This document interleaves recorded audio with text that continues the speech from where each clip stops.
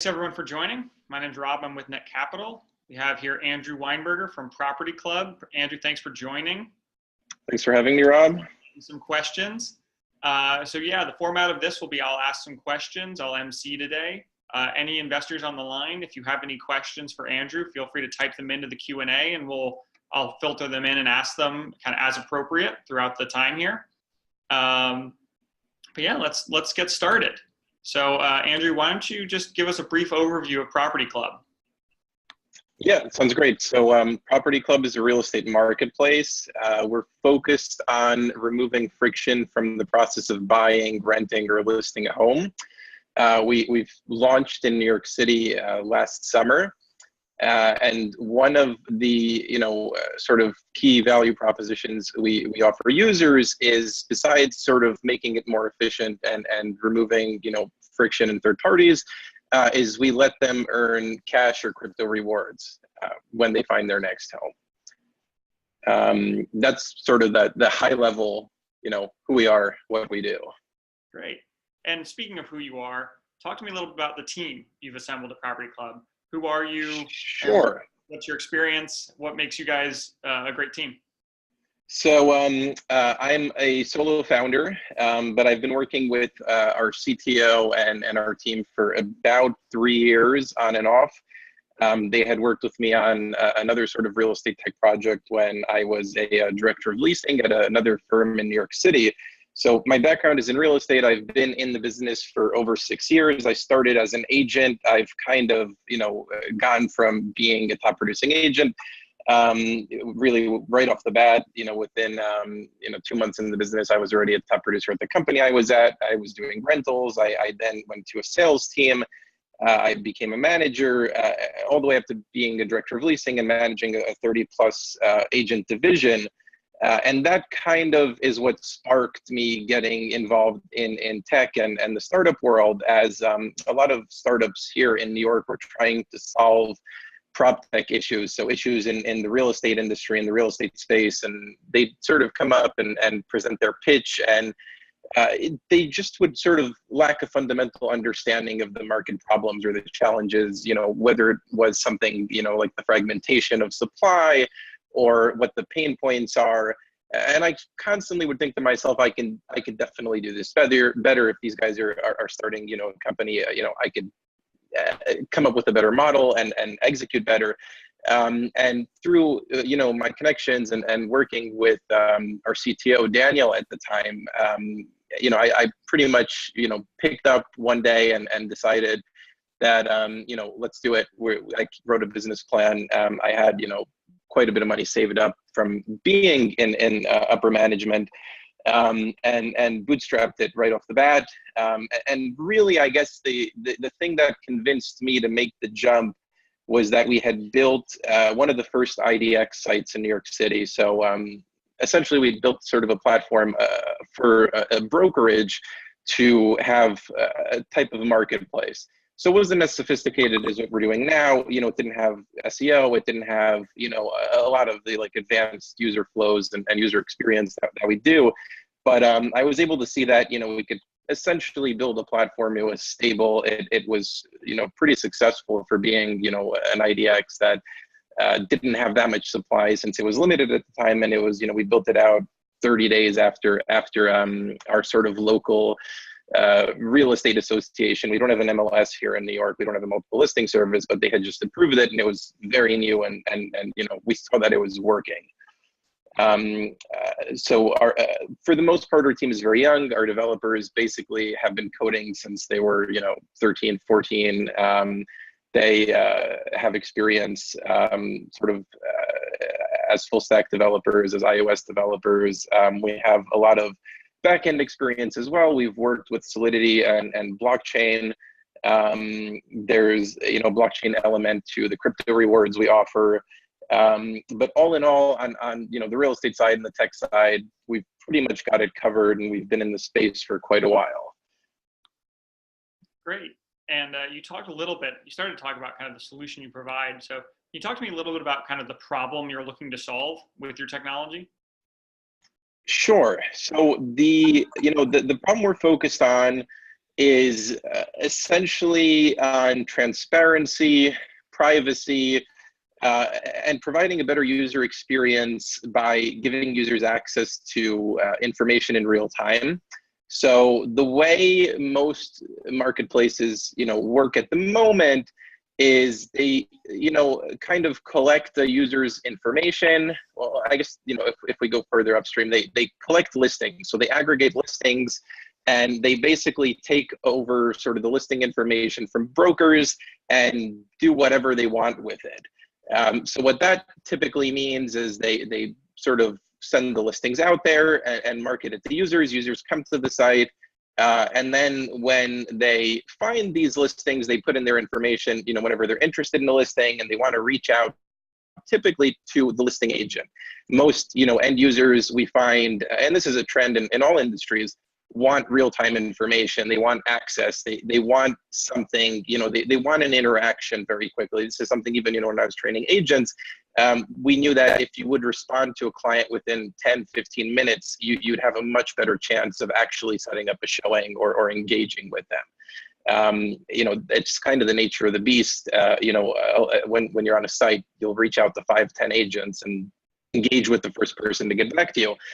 So what other marketplaces do is essentially you as a user will put your information in, and then instead of them connecting you to the source, they will sell your info off. They'll say, hey, Rob is looking to buy a home. Let's sell his information to 20 buyer agents. And those guys aren't really experienced. They're not going to necessarily be able to answer your questions if you're interested in a house or let's say a condo that's, on Broadway. Maybe they've never seen it. Maybe they've never even worked a sale. Maybe they're sort of a new agent fresh off the boat. They're just buying the leads. So we solve that problem. We're actually the only marketplace in New York City right now where, you can go to a listing, and when you're on a listing page, we have, if you're on your phone, you're on mobile, you can click an icon, a telephone icon, and call the agent directly. So we give you sort of unprecedented access and to agents and to information, and we remove all of the friction, wherever possible. So no third-party agents. Unless you choose to. We do give you sort of this flexibility where if you say you want to work with a third-party buyer agent, we can pair you with one, and we'll find a buyer agent who will give you a rebate, for example, or who will give you some other benefit. And of course, they're all vetted. They've all done, 10 million in sales in the neighborhood, things like that. So everything is sort of, the highest level quality possible. We want users to have the best, experience. And that's a perfect transition. You already started, but talk to me about PropertyClub itself and the product, kind of the different services you offer and why you're better.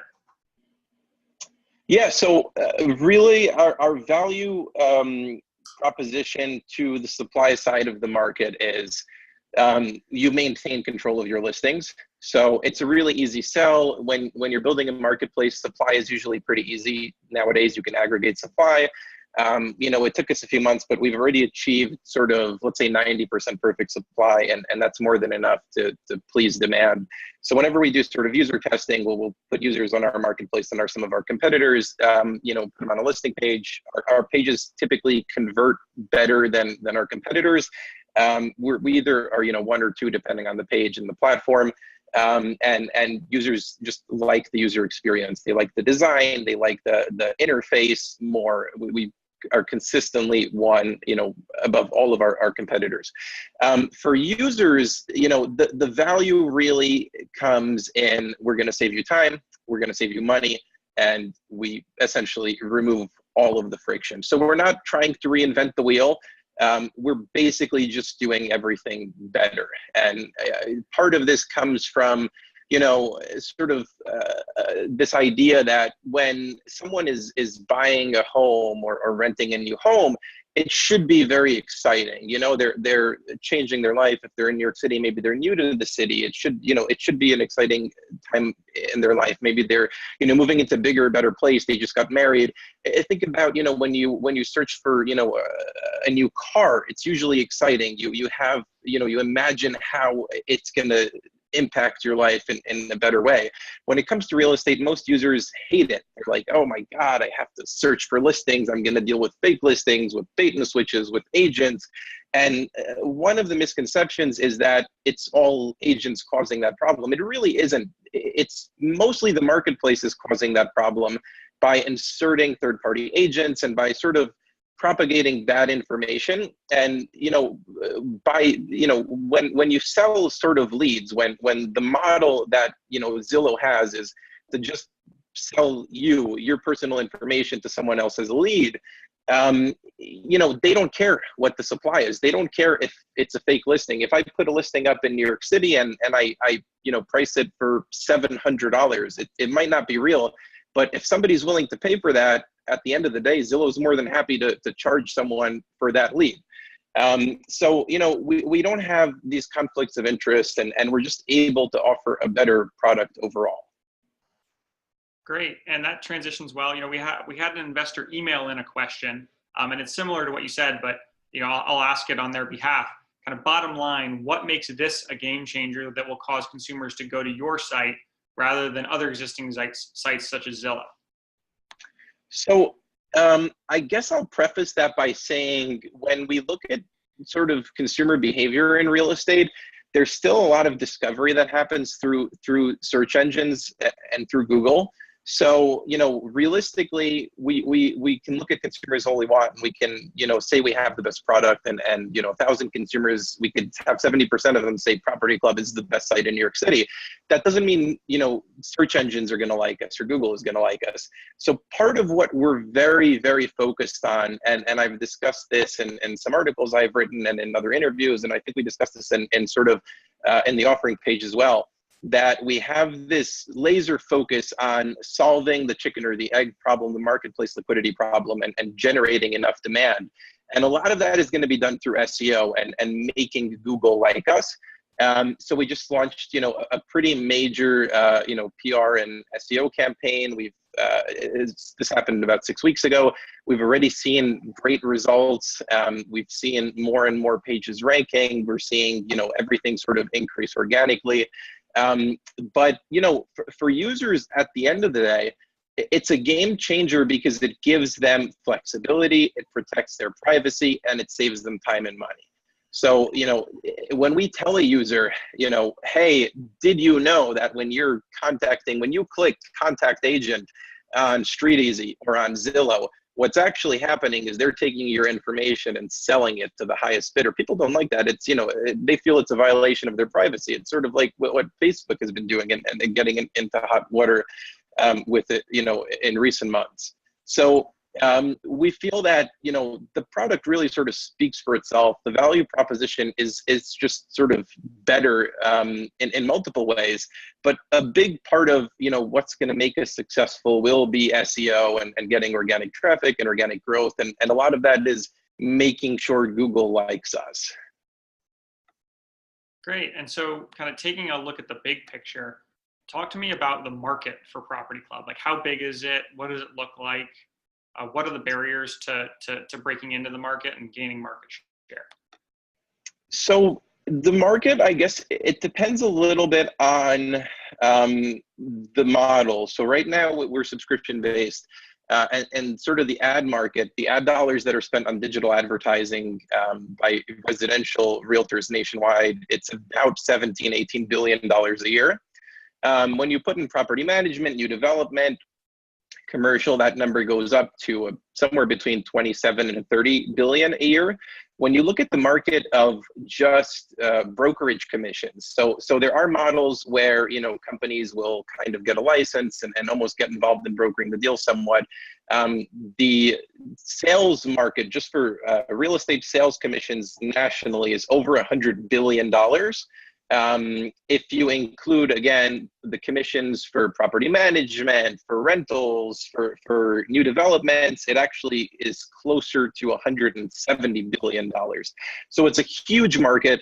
Even in New York alone, where we don't really have numbers, there have been some market studies done on StreetEasy, one of our competitors, And the estimate is that just through some of their programs of without their sort of premier agent, because we don't have any sort of transparency, they don't disclose numbers there, but just on like neighborhood experts or things like that, which are typically 5 to 10% of their bottom line of the revenue they generate, 90 to 95% is premier agent.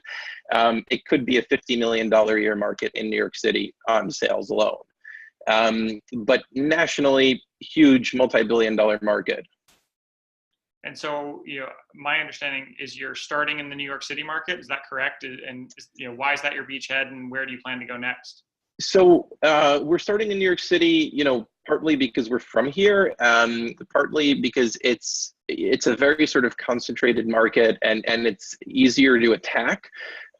So when you're building, a site that has where a lot of sort of the success is actually based on the architecture of the site, more so than network effects. Since a lot of marketplaces try to generate network effects, it's a little trickier to do that in real estate, and that's why we're actually rolling out a roommate section.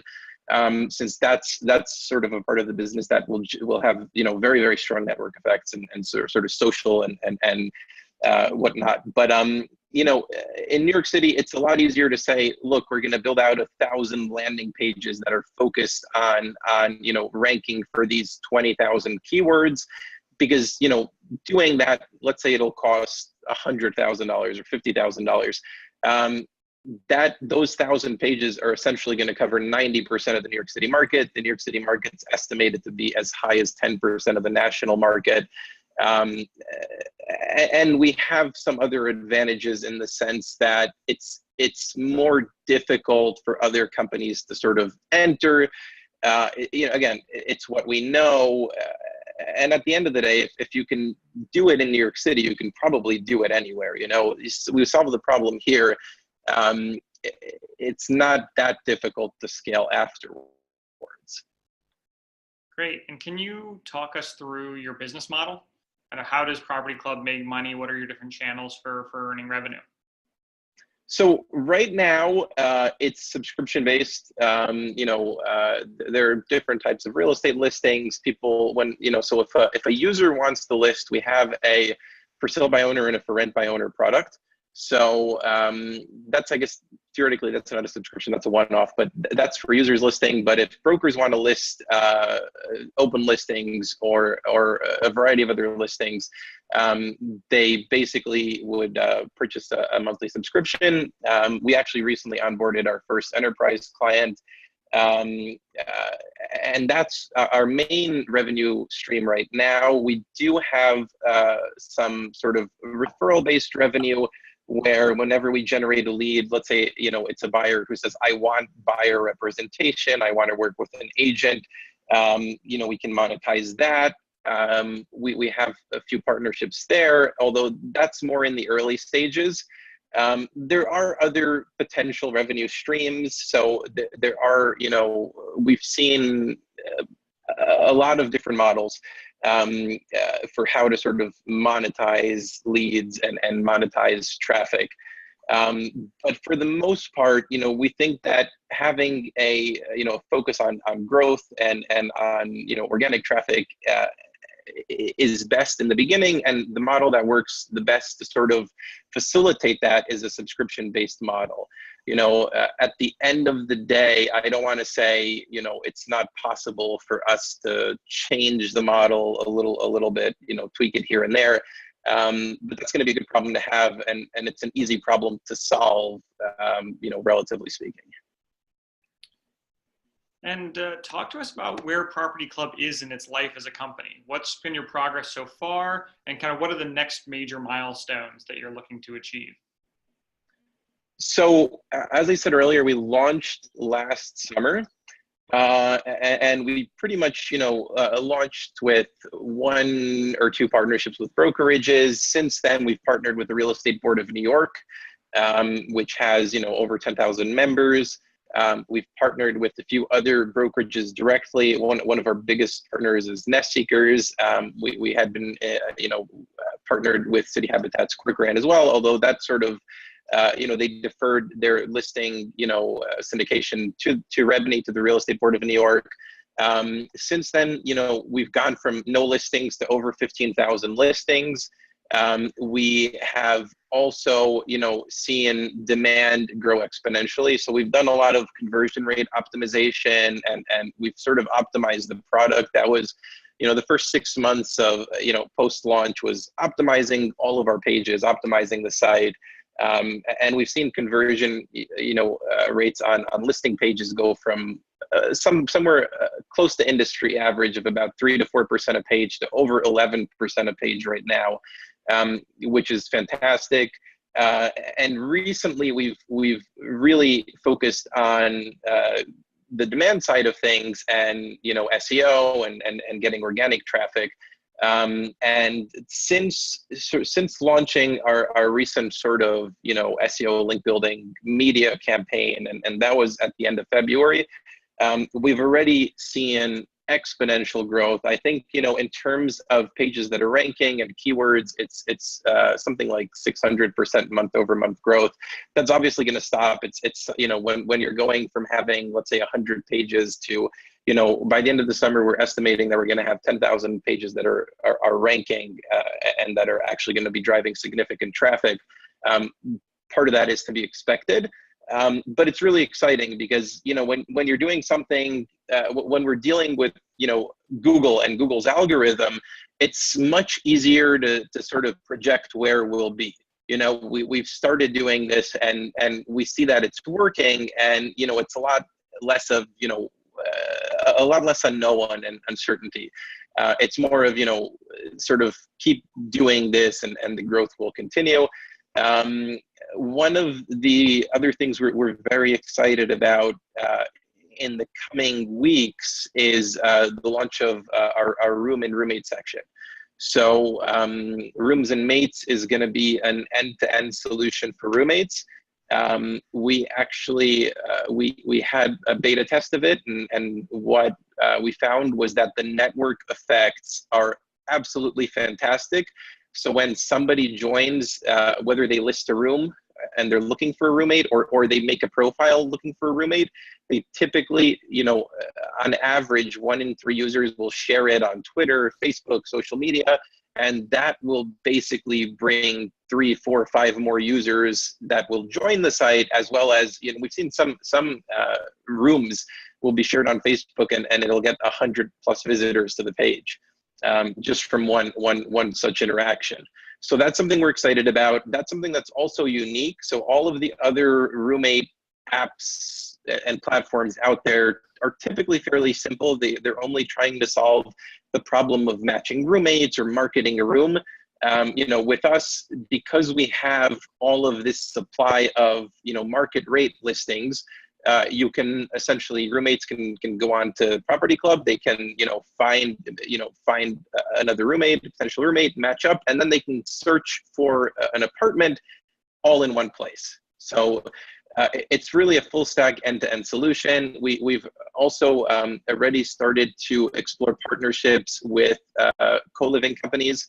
Room Easy, Common, there are a few others in New York.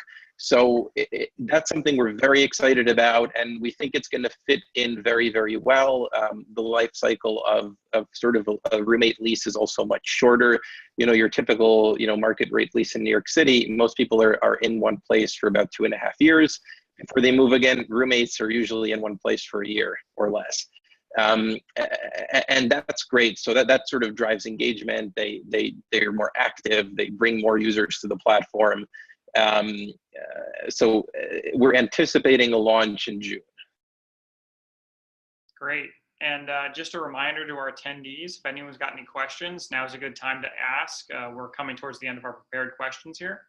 But Andrew, you talk a lot about blockchain being involved in PropertyClub. Can you talk about how you've integrated that technology into your platform?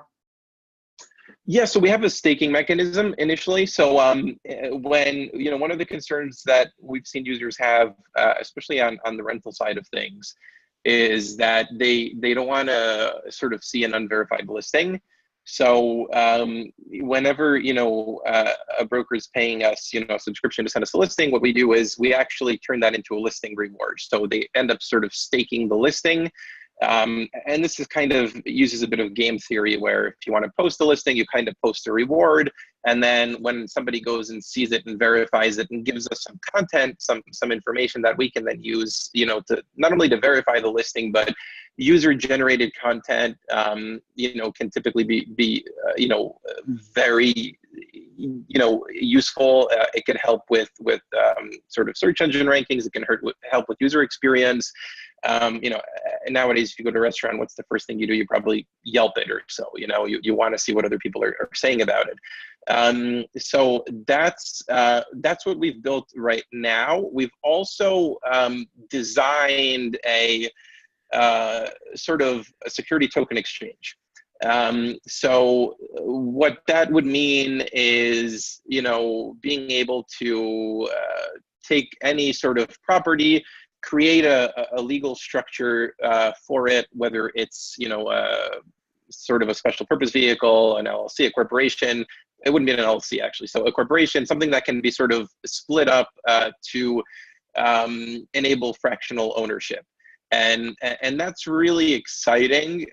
It's something that blockchain would be very good at because of the security, the level of transparency, and as well as some of the potential liquidity, except for the fact that there are a lot of regulatory hurdles.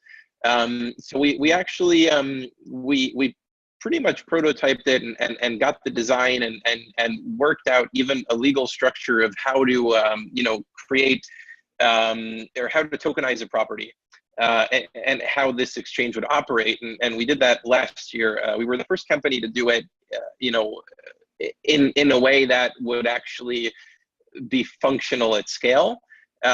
We haven't pushed that as it's something that really is going to require a level of regulatory reform that we haven't seen. We're going to need some sort of guidelines, and then there are just a lot of sort of SEC questions that relate to, what exactly, it's obviously going to be a security, but what is that representing? Is it a debt security? Is it an equity security? How is it tradable? That's kind of similar to investing in the Netcapital offering. With Reg CF, you have a ton of disclosures. It has to be on a certain platform.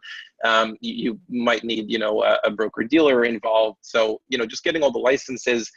Once we have, let's say, a framework for this is how everything will be done, and these are the costs to tokenize the property, we'd have to go and get licensed in every state. There are blue sky laws, a ton of things that realistically can be achieved, but it would take a very large investment and a lot of time.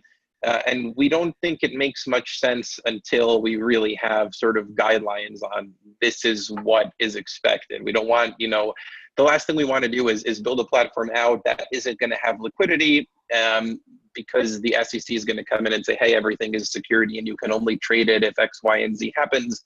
And that would essentially, that could potentially kill any of the liquidity by not, if, let's say, for example, if they come and they say only accredited investors can buy, security tokens, that would kill the liquidity. And in my personal opinion, that wouldn't be very different from a REIT. So you could invest in a REIT or an E-REIT. They're typically, one of the best performing asset classes out there. And what's exciting about tokenizing properties is doing it on sort of the retail level. If you own a house or you have equity in your home, getting access to that home equity. So we see it as something that it wouldn't necessarily be used for fundraising per se, but could be used as an alternative, to a HELOC, for example, or sort of collateralized lending where you're using your existing equity as collateral. And that presents some other challenges, but there may be ways to do that with blockchain without dealing with some of the securities laws.